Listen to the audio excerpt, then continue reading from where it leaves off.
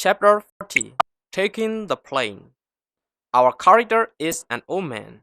He wants to visit to his son in America. He is going to set out today. He goes to the airport by taxi. At the airport, he waits a few minutes for the time the plane takes off. When the departure time is drawing near, all of the passengers, including him, get on the planes.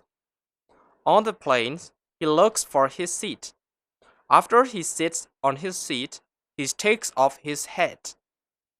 Then he tries to weld the belt around the body.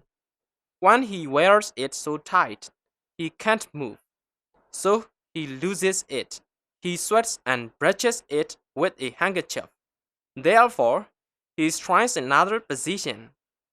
In this time, he is okay. He makes many mistakes as he has never taken a plane. Now the plane starts to take off. When the plane is flying, he takes off the belt again. And then an air hostess comes near to him and asks him, "Dear uncle, what can I do for you?" "I want to read some books," the old man replies. So she gives some books. Finally, the old man takes the plane, listens to music and reading the book.